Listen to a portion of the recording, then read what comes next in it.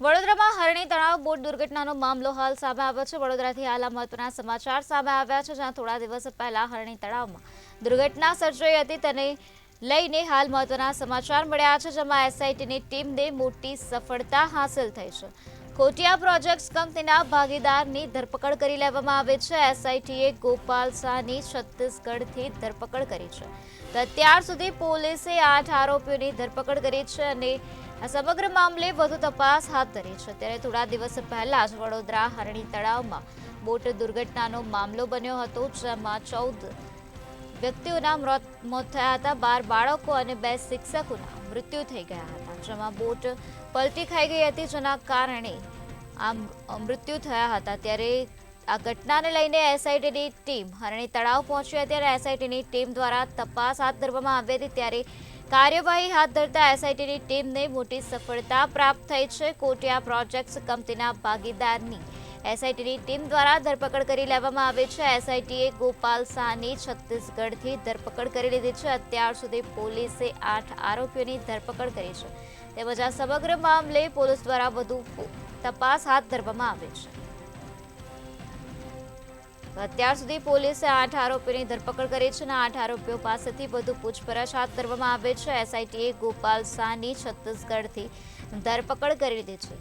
તો વડોદરામાં થોડા દિવસ પહેલા જ હરણી તળાવમાં દુર્ઘટના સર્જાઈ હતી, જેને લઈને એસઆઈટી દ્વારા તપાસ હાથ ધરવામાં આવી હતી। આ હરણી તળાવ બોટ દુર્ઘટનામાં 12 બાળકો અને 2 શિક્ષકના મૃત્યુ થયા હતા। ત્યારે એસઆઈટીની ટીમ દ્વારા આ દુર્ઘટનાને લઈને કાર્યવાહી હાથ ધરવામાં આવી હતી। એસઆઈટીની ટીમ ઘટના સ્થળે પહોંચી હતી અને તપાસ હાથ ધરી હતી। ત્યારે ટીમને મોટી સફળતા પ્રાપ્ત થઈ છે। કોટિયા પ્રોજેક્ટ્સ કંપનીના ભાગીદારની ધરપકડ કરી લેવામાં આવી છે। એસઆઈટીએ ગોપાલ શાહની છત્તીસગઢથી ધરપકડ કરી છે। અત્યાર સુધી પોલીસે 8 આરોપીઓની ધરપકડ કરી છે, તેમજ આ સમગ્ર મામલે પોલીસ દ્વારા વધુ કાર્યવાહી હાથ ધરવામાં આવી છે। થોડા દિવસ અગાઉ હરણી તળાવમાં બોટ પલટી ખાઈ ગઈ હતી, જેના કારણે મોટી દુર્ઘટના સર્જાઈ હતી, જેમાં 12 બાળકો સહિત 2 શિક્ષકોના ઘટના સ્થળે જ મૃત્યુ થઈ ગયા હતા।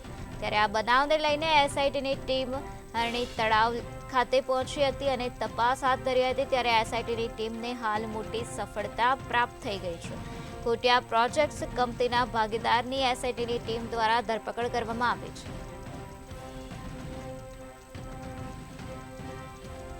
તો આ જ મુદ્દે વધુ માહિતી આપવા માટે આપણી સાથે સંવાદદાતા નિલેશ બ્રહ્મભટ્ટ જોડાઈ ગયા છે। જી નિલેશ, વડોદરામાં હરણી તળાવ બોટ દુર્ઘટનાનો મામલો હાલ સામે આવ્યો છે, જેમાં એસઆઈટીની ટીમને મોટી સફળતા પ્રાપ્ત થઈ છે, શું છે વધુ વિગત? નિરાલી, વડોદરા શહેરમાં હરણી તળાવ બોટ દુર્ઘટના થઈ હતી અને એ મામલે 19 જણા સામે ગુનો દાખલ કરવામાં આવ્યો હતો।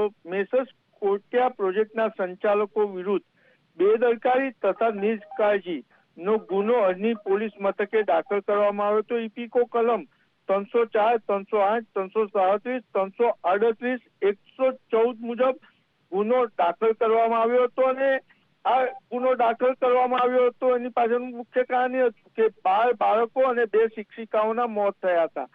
19 આરોપીઓની સામે ગુનો દાખલ કરવામાં આવ્યો હતો। ત્યારે પોલીસે આ અગાઉ 7 આરોપીઓને ઝડપી પાડ્યા હતા અને આજે ગોપાલદાસ શાહ એટલે જે વડોદરા મહાનગરપાલિકામાં પૂર્વ ટીડીઓ હતા તેમની ધરપકડ કરી છે અને ગોપાલ શાહની ઝારખંડથી ધરપકડ કરી છે, છત્તીસગઢથી ધરપકડ કરી છે। અગાઉ 8 આરોપીઓની ધરપકડ કરી ચૂકવામાં આવી છે। ગોપાલ દાસ શાહની ધરપકડ પાછળ એસઆઈટીની મોટી સફળતા કહી શકાય, કારણ કે ગોપાલદાસ શાહ છેલ્લા કેટલાક સમયથી ભાગતા પડતા હતા અને એસઆઈટીની ટીમે છુપા વેશમાં છત્તીસગઢથી ગોપાલદાસ શાહની ધરપકડ કરી છે। એટલે કહી શકાય કે હવે ટોટલ 8 આરોપીઓની ધરપકડ થઈ ચૂકી છે અને હજુ પણ 11 આરોપી ભાગતા ફરી રહ્યા છે। નિરાલી, જી નિલેશ, તો આ 8 આરોપીઓ વિરુદ્ધ પોલીસ દ્વારા શું પૂછપરછ હાથ ધરવામાં આવે છે?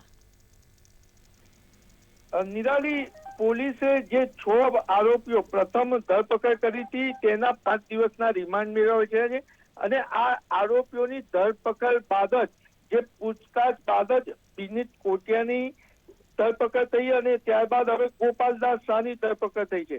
એટલે કહી શકાય કે પોલીસ હવે આ લોકોની વધુ પૂછપરછ કરશે, પરંતુ હજુ પણ વડોદરા શહેરમાં એક જ સવાલ છે કે કોન્ટ્રાક્ટર વિરુદ્ધ કાર્યવાહી કરી, પરંતુ જે પીપીપી ધોરણ પ્રોજેક્ટમાં ભાગીદાર કહેવાય કોર્પોરેશનના અધિકારીઓએ જે નિષ્કાળજી રાખી હતી, હજુ પણ કોર્પોરેશનના કોઈ પણ અધિકારી વિરુદ્ધ કોઈ ગુનો દાખલ કરવામાં આવ્યો નથી કે અટકાયત કરવામાં નથી આવી કે એમની પૂછપરછ પણ કરવામાં નથી આવી. એટલે કહી શકાય કે પોલીસ હજુ કોર્પોરેશન પર મહેરબાન છે. નિરાલી. જી નિલેશ, તો આ દુર્ઘટનામાં 12 બાળકોના મૃત્યુ થયા હતા. તો હાલ આ 12 બાળકોના પરિવારજનોની શું સ્થિતિ છે? પરિવારજનો દ્વારા હાલ આ ઘટનાને લઈને શું માંગ છે? નિરાલી, જે 12 બાળકો મૃત્યુ પામ્યા હતા તેમના પરિવારના લોકોએ ગુજરાત હાઈકોર્ટના વકીલ ઉત્કર્ષ દવે મારફત સુપ્રીમ કોર્ટમાં પિટિશન દાખલ કરી છે અને સુપ્રીમ કોર્ટ દ્વારા માંગ કરી છે કે જે આરોપીઓ બનાવ્યા છે એમાં કોર્પોરેશનને કેમ બાકાત રાખવામાં આવ્યું છે. કારણ કે વડોદરા મહાનગરપાલિકાના જે અધિકારીઓ છે જેમને જે કાળજી લેવી હતી, જેમ કે સીસીટીવી નથી, તેમજ તેમને પેન્ડલની બોટની પરમિશન હતી, તો તેમને મશીનની બોટ ચલાવી કેવી રીતના, જે કાળજી કોર્પોરેશનના અધિકારીઓએ લેવાની હતી એ પણ નથી લીધી. અને ક્યાંક ને ક્યાંક કસૂરવાર તો કોર્પોરેશનના અધિકારીઓ પણ છે, તેમની સામે પણ ફરિયાદ દાખલ કરવા માટેની સુપ્રીમ કોર્ટમાં રીટ દાખલ કરી છે. નિરાલી.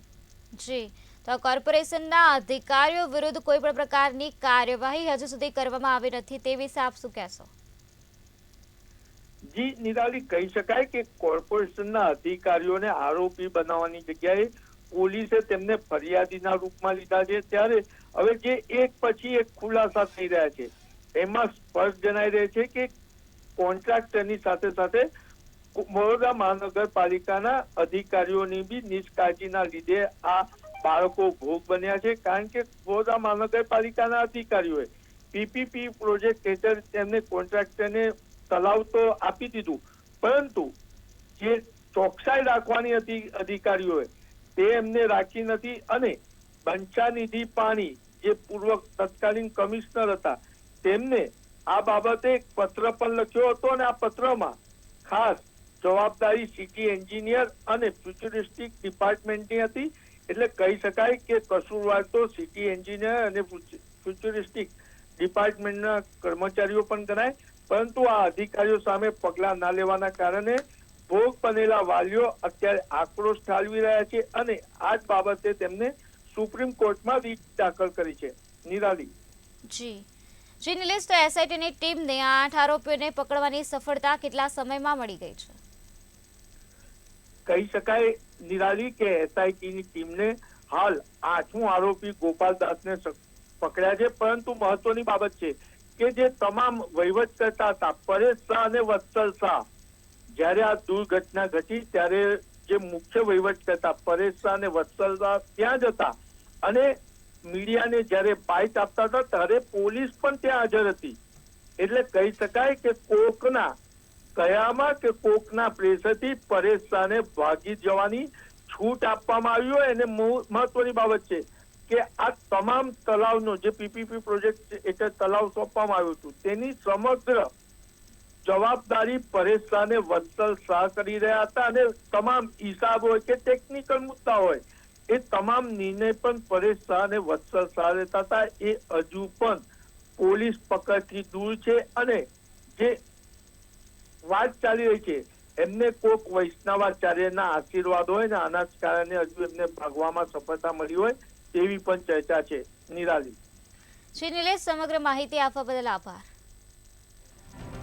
વડોદરાના હરણી તળાવમાં થોડા દિવસ પહેલા જ દુર્ઘટના સર્જાઈ હતી, જેમાં 12 બાળકો અને 2 શિક્ષકોના મૃત્યુ થયા હતા. ત્યારે આ બનાવને લઈને એસઆઈટીની ટીમ ઘટના સ્થળે પહોંચી હતી અને તપાસ હાથ ધરી હતી. ત્યારે એસઆઈટીની ટીમ દ્વારા કાર્યવાહી હાથ ધરવાના કારણે એસઆઈટીની ટીમને મોટી સફળતા પ્રાપ્ત થઈ ગઈ છે.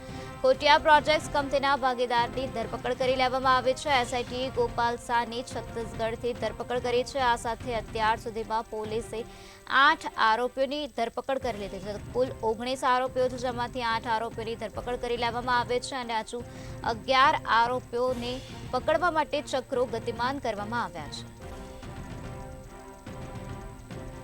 તો કોટિયા પ્રોજેક્ટ્સ કંપનીના ભાગીદાર ગોપાલ સાની હાલ ધરપકડ કરી લેવામાં આવ્યો છે. એસઆઈટીએ ગોપાલ સાની છત્તીસગઢથી અટકાયત કરી છે. આ સાથે અત્યાર સુધીમાં 8 આરોપીઓની પોલીસ દ્વારા અટકાયત કરવામાં આવી છે તેમજ વધુ કાર્યવાહી હાથ ધરવામાં આવી છે.